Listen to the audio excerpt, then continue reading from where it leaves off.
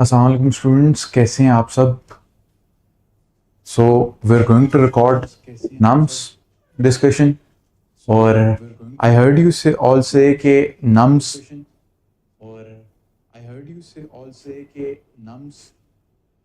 Was a bit difficult, लेकिन I went through it और इतना मुश्किल नहीं है। We could have solve this. अब हमारे पास फर्स्ट क्वेश्चन है which is the 136th question in the NUMS paper. वो ये है, the plane ought to be taking off in a minute. The underlined word is. अब what is ought to? ठीक है, we have to understand this कि ought to क्या है। ought to और should दोनों तकरीबन सेम वर्ड्स होते हैं, तो हम ought to को should से भी रिप्लेस कर सकते हैं। ठीक है, अब हमने देखना है कि हमारे पास जो ऑप्शंस हैं, उन ऑप्शंस के अंदर हमारे पास सबसे ठीक बेहतर ऑप्शन कौन सी है। देखो, फाइनाइट और नॉन फाइनाइट वर्ड्स में क्या डिफरेंस होता है, क्योंकि आगे चलेगा I will record a separate lecture on this, लेकिन फॉर नाउ फाइनाइट वर्ब्स वो होते हैं जिनसे आप टेंस का पता लगाते हो, और नॉन फाइनाइट वर्ब्स वो हैं जो कि मेन वर्ब हो सकते हैं, और नॉन फाइनाइट वर्ब्स वो हैं जो कि मेन वर्ब्स नहीं हो सकते। उसमें हमारे पास 3 कैटेगरीज आती हैं। ये आपको पहले भी मैंने एक लेक्चर में बताया था कि जो पार्टिसिपल्स, जेरेंड्स और इन्फिनेटिव्स होती हैं, ये कभी मेन वर्ब नहीं हो सकते, इसलिए इनको नॉन फाइनाइट वर्ब्स कहा जाता है। फिर आपके पास हेल्पिंग वर्ब्स क्या है? हेल्पिंग वर्ब्स आपके पास ऑक्सिलरी वर्ब्स हैं। ठीक है, तो जिस तरह अभी इसके अंदर इज एम आर, ठीक है, इज वॉचिंग या इज व्यूइंग, तो उसके अंदर इज जो है ना वो एक ऑक्सिलरी वर्ब के तौर पे काम कर रहा होता है। लिंकिंग वर्ब्स क्या होते हैं? लिंकिंग वर्ब्स जब क्वेश्चन आएगा तब मैं आपको बता दूंगा। ऑट टू बी एक मॉडल ऑक्सिलरी है, ठीक है, और मॉडल ऑक्सिलरी का मतलब क्या है कि ये मॉडल वर्ब है जो कि एज अ हेल्पिंग वर्ब भी काम करता है।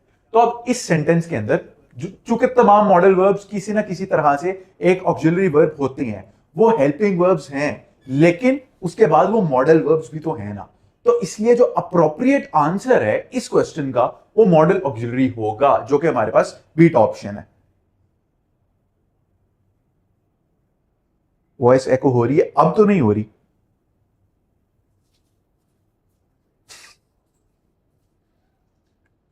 ठीक है, ये समझ आ गई किसी को? सबको? चलो मैं दोबारा एक्सप्लेन कर देता हूं, कोई मसला नहीं। एक मिनट। तो देखें, the plane ought to be taking off in a minute. Alpha beta charlie delta से शुरू करते हैं। अल्फा एक लिंकिंग वर्ब है। लिंकिंग वर्ब्स कौन से होते हैं? ये मेन वर्ब तो होते हैं, ठीक है ना। अब जो मेन वर्ब्स हैं उनकी आगे से कैटेगरीज हैं। इस सेंटेंस के अंदर क्या ऑट टू एक मेन वर्ब है? सबसे पहला क्वेश्चन हमने ये आंसर करना है, क्या ऑट टू एक मेन वर्ब है? नहीं, ऑट टू एक मेन वर्ब नहीं है। ऑट टू एक हेल्पिंग वर्ब है, क्योंकि बी इधर जो है ना वो एक मेन वर्ब के तौर पे काम कर रहा है। Ought to be taking off, ठीक है, एक पूरा कंपाउंड वर्ब आपको यूज हो रहा है, ठीक है। अब मॉडल ऑक्सिलरी और हेल्पिंग वर्ब में क्या डिफरेंस है? देखो बच्चे, ऑक्सिलरी वर्ब और हेल्पिंग वर्ब दोनों सेम चीजें होती हैं, ठीक है। ऑक्सिलरी वर्ब और हेल्पिंग वर्ब दोनों सेम चीजें हैं। अब ये एक ऑप्शन के अंदर आपको कहा गया है कि क्या ये ऑक्सिलरी एक मॉडल वर्ब भी है, और क्या दूसरा ये सिर्फ एक सादा हेल्पिंग वर्ब है, ठीक है। तो बच्चों, ऑट टू जो कि शुड की तरह एक वर्ब होता है, ठीक है ना, शुड और ऑट टू तकरीबन 99% आइडेंटिकल है। तो शुड एक मॉडल वर्ब है, तो उसी तरह ऑट टू भी एक मॉडल वर्ब है। तो इसलिए जो मॉडल ऑक्सिलरी है वो आपके पास बेटर ऑप्शन है as compare to helping verb, तो इसलिए इसका आंसर बीटा होगा, ठीक है। अब डेल्टा जो फाइनाइट वर्ब है, आगे नॉन फाइनाइट फाइनाइट आपको एक्सप्लेन करता हूं। Next question, during the heavy rain the sky grew dark, the underlined verb is, ठीक है। अब बच्चे देखो, वर्ब्स 2 कैटेगरीज के होते हैं, फाइनाइट और नॉन फाइनाइट, ठीक है। मल्टीपल क्लासिफिकेशन सिस्टम है ना। फाइनाइट वर्ब और नॉन फाइनाइट वर्ब में क्या डिफरेंस होता है? जो फाइनाइट वर्ब होती है ना, ये मेन वर्ब होते हैं, और जो नॉन फाइनाइट वर्ब होती हैं ये वर्ब्स एक्चुअली नहीं होते, यानी कि ये मेन वर्ब नहीं होते। मैं आपको एक सादी एग्जांपल देता हूं, आगे आएगा ना ओइंग टू, ठीक है ना, किसी एक सेंटेंस के अंदर आता है, ठीक है ना, या कोई भी पार्टिसिपल है, तो बच्चे क्या वो एक वर्ब के तौर पे एक्ट करता है? क्या वो अगर और कोई वर्ब ना हो सेंटेंस के अंदर, क्या वो सेंटेंस होगा? यही तो बात है। जो पार्टिसिपल्स, इंफिनिटिव्स और जेरेंड्स हैं, ठीक है, वो आपके मेन वर्ब्स नहीं होते, वो फाइनाइट वर्ब्स नहीं होते। अगर सिर्फ एक पार्टिसिपल एक सेंटेंस में होगा तो वो सेंटेंस इनकम्प्लीट है, ठीक है। तो इसीलिए जो पार्टिसिपल फॉर्म यानी आईएनजी फॉर्म्स हैं, आईएनजी फॉर्म्स मेन वर्ब्स नहीं होती, इसीलिए तो हम उनके साथ इज एम आर यूज कर रहे होते हैं, या वॉज वर यूज कर रहे होते हैं, या हैज बीन यूज कर रहे होते हैं, या हैज यूज कर रहे होते हैं। तो बच्चों वो होते हैं नॉन फाइनाइट वर्ब्स, ठीक है ना। इन्फिनिटिव्स, पार्टिसिपल्स और जेरेंड्स, कभी आपने एक सेंटेंस में सिर्फ इन्फिनिटिव देखा है?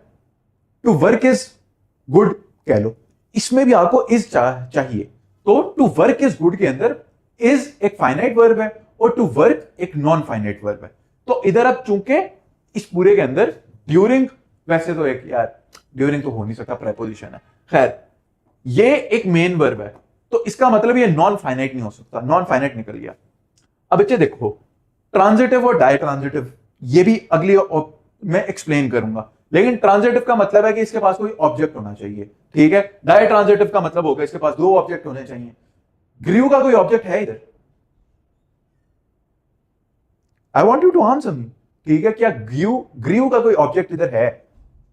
अगर नहीं है तो फिर अल्फा बीटा चार्ली तीनों ऑप्शंस खत्म हो गई। तो इसका मतलब ग्रीव एक लिंकिंग वर्ब है। लिंकिंग वर्ब्स को हम कॉप्युलर वर्ब्स भी कहते हैं या कॉप्युलास कहते हैं, ठीक है।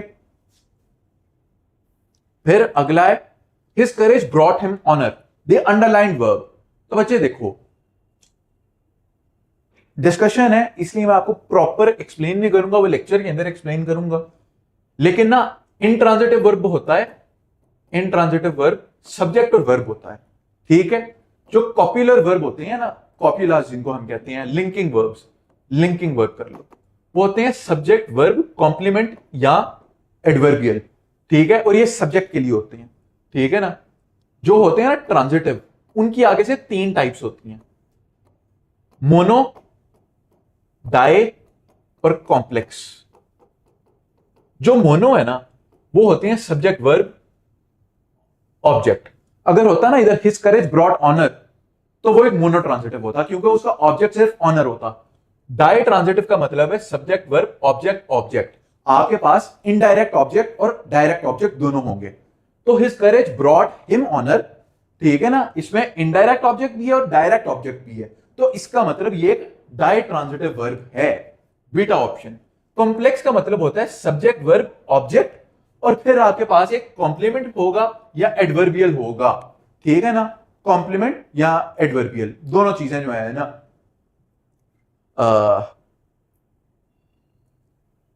Blushing made his face red, ठीक है ना।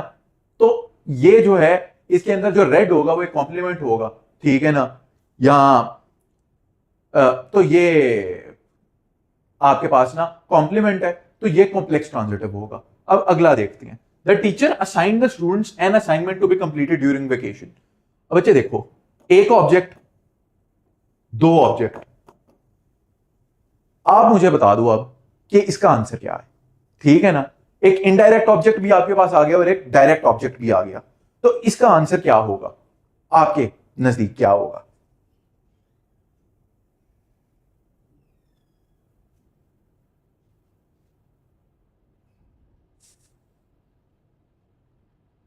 एग्जैक्टली तो ये एक डाई ट्रांजिटिव वर्ब है।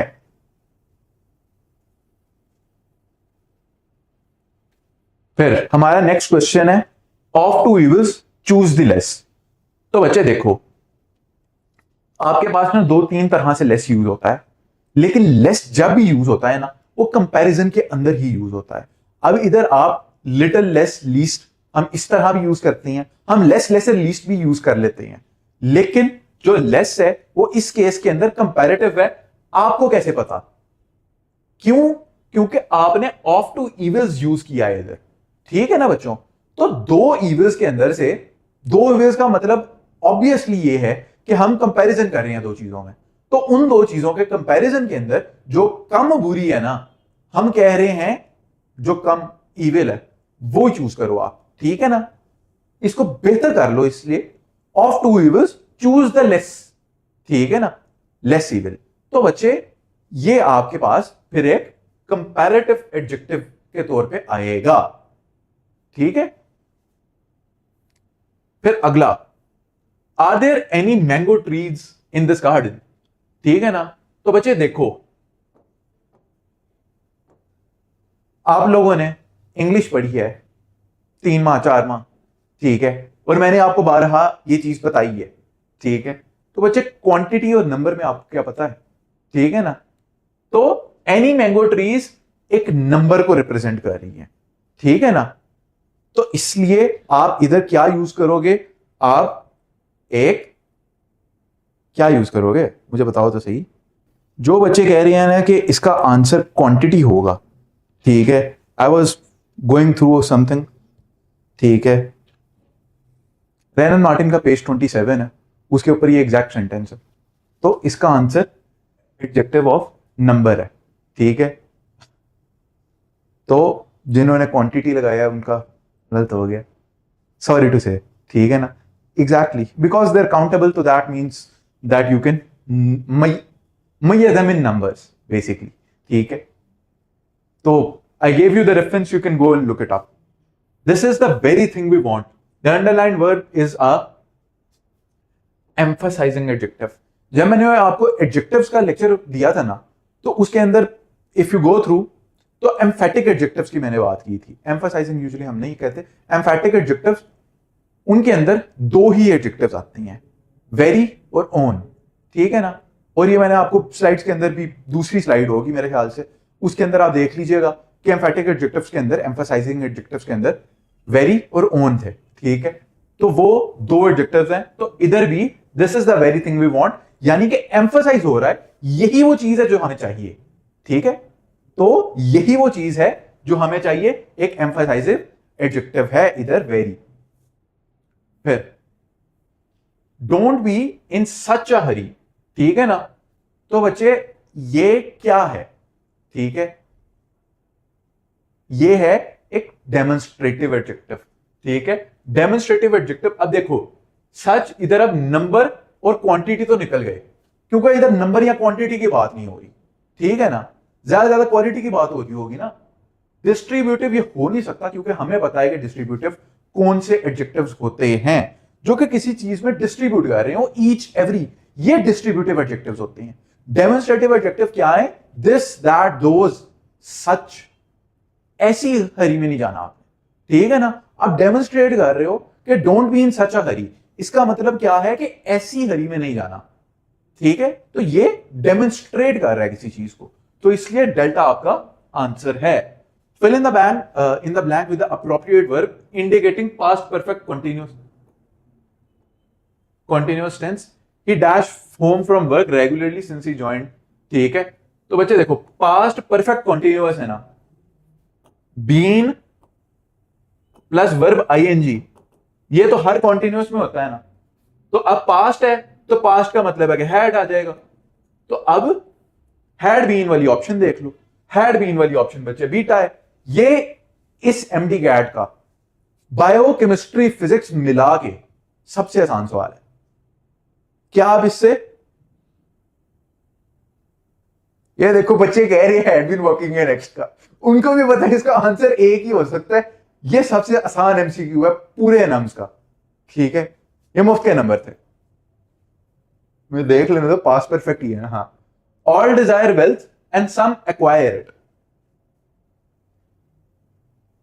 ये सेकंड इजीएस्ट है। ठीक है, ये वो सबसे इजी था, ये सेकंड इजीएस्ट है। ठीक है, और बच्चे मुझे कह रहे थे कि इंग्लिश मुश्किल, इंग्लिश का पोर्शन मुश्किल था। बच्चे देखो, इजी मीडियम हार्ड होते हैं। ठीक है ना, आप अब ये जो पेपर जिससे हमने बेसिकली बनाया है, उसके अंदर ना हार्ड वाले उन्होंने शुरू में रख दिए थे और इजी एंड पे आ रहे हैं। तो all desire wealth and some acquire it. अब देखो बच्चे, ये पास्ट हो नहीं सकता, क्योंकि डिजायर आपके पास वर्ब की फर्स्ट फॉर्म है और एक्वायर भी वर्ब की फर्स्ट फॉर्म है। इस सेंटेंस में वर्ब की 2 फॉर्म, सेकंड फॉर्म नहीं है, तो ये पास्ट नहीं हो सकता। फ्यूचर इसलिए नहीं हो सकता, इसमें आपके पास विल नहीं है। ठीक है ना, तो एक फ्यूचर टेंस नहीं हो सकता, डेल्टा निकल गया। अब प्रेजेंट परफेक्ट के लिए हैज प्लस वर्ब 3 होना बहुत जरूरी है। ठीक है ना, प्रेजेंट परफेक्ट को शो करने के लिए। नहीं तो आप वर्ब परफेक्ट एस्पेक्ट वर्ब 3 से शो करते हो और प्रेजेंट टेंस आप हैज से शो करते हो, या हैज या हैव, ठीक है ना। तो इसलिए चार्ली ऑप्शन भी नहीं है। तो ये बाय एक्सक्लूजन करो, या आप अपना टाइम बचाने के लिए सीधा प्रेजेंट इंडेफिनिट पे टिक लगा दो। सर्कल करना पड़ेगा आपको जाहिर आंसर की के ऊपर, लेकिन ये सेकंड इजीएस्ट है।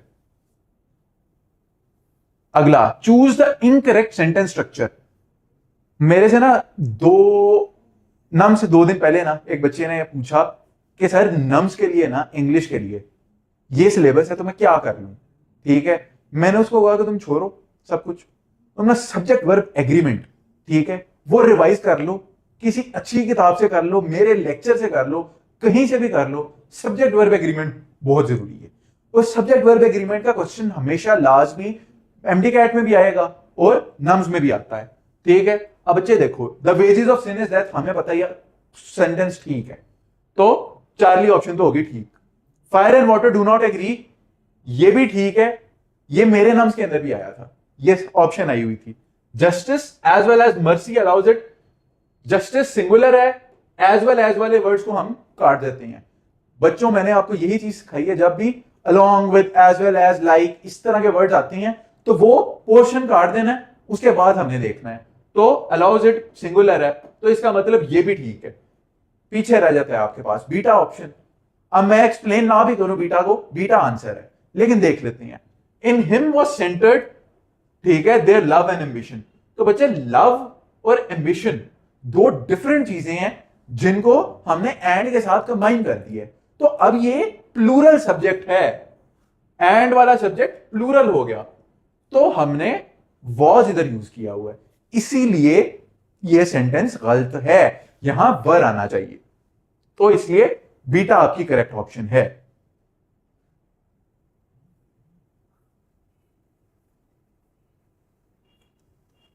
If I were a doctor I would serve humanity, क्या कह रही हैं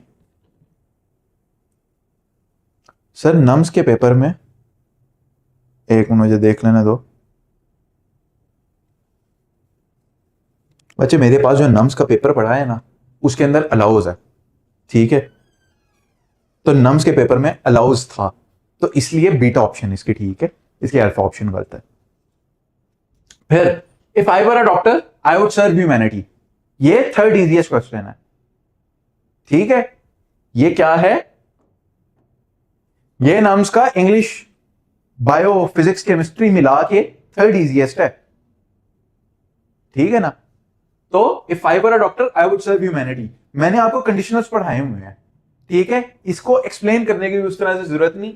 जीरो के अंदर प्रेजेंट प्रेजेंट होता है, टाइप 1 में प्रेजेंट फ्यूचर होता है, टाइप 2 में पास्ट पास्ट होता है, ठीक है ना। बेसिकली पास्ट सिंपल और आपके पास वुड आता है, और टाइप 3 के अंदर हैड होता है, ठीक है ना। तो इसलिए if I were a doctor I would serve humanity. और ये चीज भी बच्चों याद रखना, एनडीकैट में हेल्प करेगी कि if I were a doctor, ठीक है, अनरियल, तो ये टाइप 2 है। फिर choose the sentence which is correctly structured. If we had found him earlier, अब देखो बच्चों आपके पास जो सबऑर्डिनेट क्लॉज है उसके अंदर परफेक्ट आ रहा है, तो इसका मतलब आपके पास मेन क्लॉज में भी परफेक्ट आएगा। जब इस तरह आप यूज करते हो तो आप टाइप 3 कंडीशनल में चले जाते हो।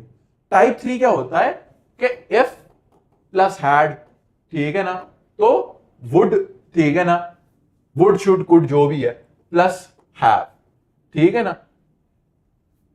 Plus verb third. बेसिकली दोनों सेंटेंसेस के अंदर ना वर्ब की थर्ड फॉर्म आनी चाहिए, ठीक है। टाइप 3 को इस तरह याद करवाता हूं मैं बच्चों को कि टाइप 3 का मतलब यह है कि दोनों तरफ थर्ड फॉर्म आ रही है, ठीक है। तो यहां भी थर्ड फॉर्म आ रही है if we had found him, ठीक है ना, और इधर भी थर्ड फॉर्म आ रही है, तो इसका मतलब आपके पास अल्फा ऑप्शन ठीक है। मुझे एक दफा कंफर्म करने दो। If we had found him earlier we could have saved his life, ठीक हो गया। If we had found him earlier we have saved his, अब इधर फर्स्ट फॉर्म आ गया तो इसलिए ये गलत हो गया। If we had found him earlier we had saved his life, नहीं, ये बेसिकली बच्चे टाइप 3 अनरियल पास्ट जो आपके रिमॉर्स होता है ना उसके लिए यूज होता है, अनरियल कंडीशंस के लिए यूज होता है। काश हम उसको पहले वो हमें मिल गया होता तो हम उसकी जान बचा दे सकते हैं, ठीक है। If we are found him earlier we could save his life, ये भी गलत हो जाएगा। टाइप 3 है, मैंने आपको जब कंडीशनर्स पढ़ाए थे तो मैंने आपको कहा था कि आपके पास वो जो hitch hiking across the Sahara है उसमें टाइप 2 और टाइप 3 को उन्होंने कंबाइन भी किया हुआ एक जगह। लेकिन आपको जब भी नम्स या एमडी कैट आए, ठीक है ना, एमडी कैट तक कहा था, ठीक है, तो आपने क्या करना है, आपने टाइप 3 वाले को टाइप 3 के अकॉर्डिंग सॉल्व करना है और टाइप 2 वाले को टाइप 2 के अकॉर्डिंग सॉल्व करना है। तो ये एमडी कैट के लिए बच्चों रूल मान लो, टाइप 3 आया है तो उसको टाइप 3 के अकॉर्डिंग सॉल्व करो, टाइप 2 आया उसको टाइप 2 के अकॉर्डिंग सॉल्व करो, मिक्स करने की जरूरत नहीं है। फिर owing to his bad luck he got into an accident on the eve of his examination। 149 यही था। और एक क्वेश्चन मिसिंग है, अगर किसी को पता है कि वो क्वेश्चन क्या है तो वो बता दे ताकि हम कर लें, ठीक है। owing to his bad luck he got into an accident on the eve of his examination। ठीक है बच्चों, इसका आंसर मुझे बताओ आप, ठीक है। I want to see what students have marked. अच्छा, तो बच्चों को इन दो में मसला है, ठीक है। आपको एक्सप्लेनेशन पहले चाहिए या आंसर पहले चाहिए? अच्छा बच्चों देखो, सिंपल सेंटेंस का मतलब होता है कि एक इंडिपेंडेंट क्लॉज है, और कॉम्प्लेक्स सेंटेंस का मतलब है कि आपके पास एक सबऑर्डिनेट क्लॉज है और एक इंडिपेंडेंट क्लॉज है। He got into an accident on the eve of his examination। सब बच्चों को ये तो पता है ना कि ये सिंपल सेंटेंस है, ये पोर्शन,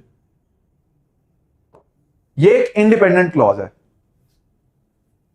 ठीक है ना, यहां तक तो हमें पता है। अब डिपेंड करता है कि owing to his bad luck, क्या हम इसको फ्रेज मानते हैं या क्लॉज मानते हैं। क्योंकि अगर तो ये क्लॉज है तो फिर ये कॉम्प्लेक्स सेंटेंस है, और अगर ये फ्रेज है तो फिर ये सिंपल सेंटेंस है। मेक सेंस ना अब, कि ये या एक डिपेंडेंट क्लॉज है या एक फ्रेज है। तो बच्चे ये एक पार्टिसिपल फ्रेज है, ठीक है ना। पार्टिसिपल फ्रेज है तो इसका मतलब है कि इस सेंटेंस के अंदर सिर्फ एक ही क्लॉज है। जिस सेंटेंस में सिर्फ एक ही क्लॉज हो वही क्लॉज इंडिपेंडेंट होती है, और वो सेंटेंस सिंपल सेंटेंस होता है, ठीक है। किन बच्चों को इस एक्सप्लेनेशन से और इस आंसर से इख्तलाफ है? सर ये डिपेंडेंट क्लॉज है, सर समझ नहीं आई। देखो बच्चों, एक सेंटेंस में अगर दो क्लॉजेज है, ठीक है, तो इसका मतलब ये है कि वो फिर सिंपल सेंटेंस तो ना हो। इतनी बात तो हमें समझ आ गई कि अगर एक सेंटेंस में दो क्लॉजेज हैं तो वो सेंटेंस सिंपल नहीं हो सकता, वो सेंटेंस फिर या कंपाउंड होगा या कॉम्प्लेक्स होगा।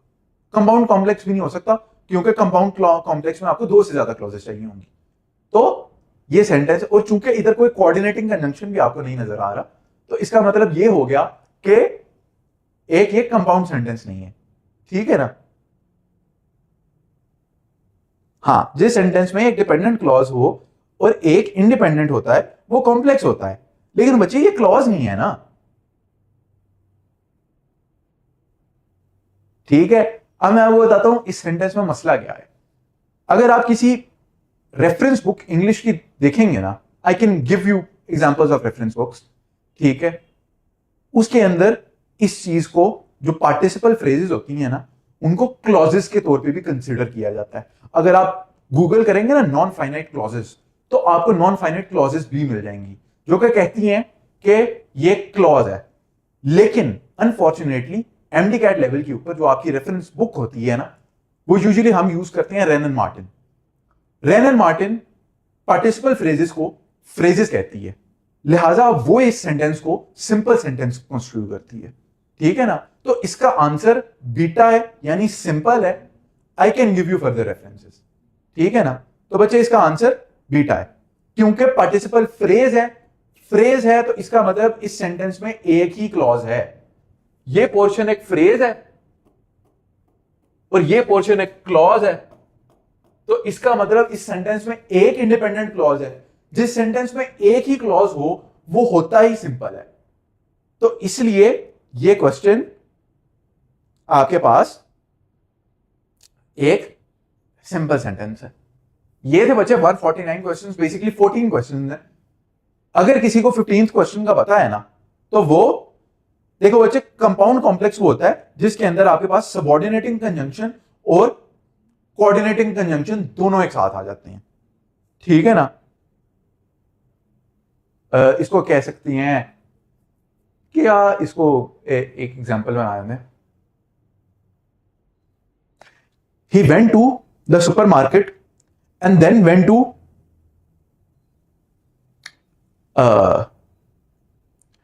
the supermarket to get groceries, and then he went to the barber because he had to get a haircut, ठीक है ना। बच्चे क्लॉज के अंदर एक वर्ब होता है, ठीक है, मेन वर्ब होता है, एक फाइनाइट वर्ब होता है। हाँ ठीक है, आप जिस मर्जी तरह से इसको कंस्ट्रक्ट करो, आपके पास सब्जेक्ट नहीं है, आपके पास वर्ब नहीं है, ठीक है ना। पार्टिसिपल फ्रेज इसलिए हम इसको कह रहे हैं क्योंकि इसके अंदर वर्ब है ही नहीं, फाइनाइट वर्ब नहीं है। मैंने आपको शुरू में यह बात कही थी कि इंफिनिटिव, पार्टिसिपल और जेरेंड वर्ब्स नहीं होते, फाइनाइट वर्ब्स नहीं होते। मतलब वो जो सब्जेक्ट वर्ब हम कहते हैं ना कि एक सेंटेंस का स्ट्रक्चर होता है सब्जेक्ट वर्ब ऑब्जेक्ट, वो वाला वर्ब पार्टिसिपल, जेरेंड और इंफिनिटिव नहीं होता, ठीक है ना। नहीं गोइंग टू द मार्केट ये फ्रेज है, ठीक है ना, क्योंकि इसके अंदर भी आपके पास I am going to the market होता ना, तो फिर आपके पास जो है ना वो हो जाता, ये एक बन जाती है, ये एक सिंपल सेंटेंस बन जाता। लेकिन गोइंग टू द मार्केट एक फ्रेज,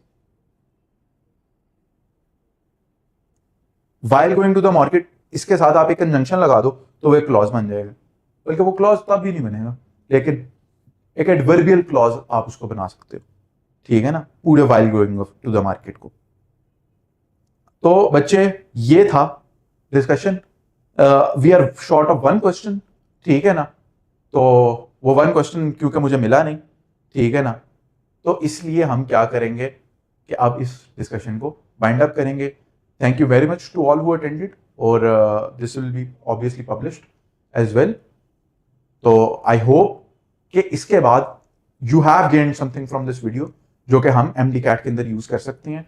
ऑलवेज रिमेंबर कि कोई भी टेस्ट हो तो वो टेस्ट को हमेशा एज अ टेस्ट लो, ठीक है ना। It is not the end of the world, और हम बहुत लकी हैं कि हमारे पास नम्स था, ठीक है ना।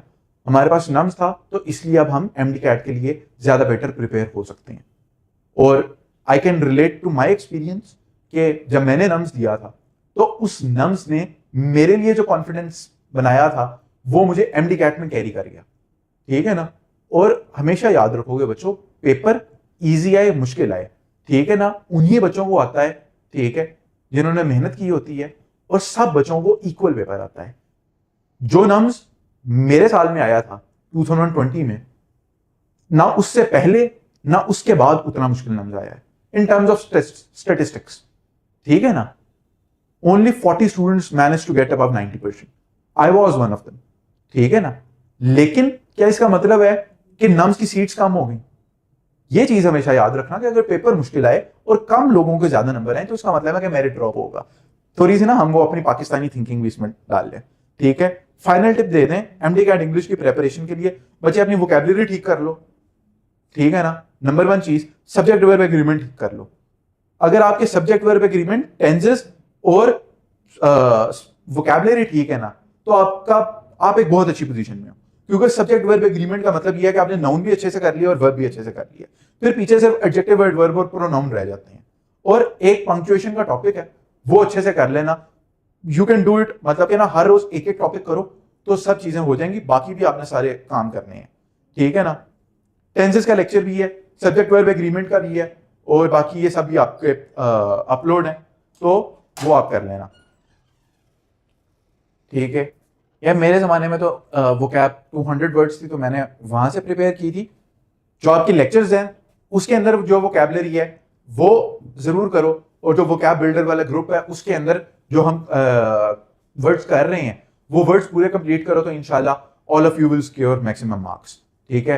That's it for today, thank you very much, अल्लाह हाफिज़।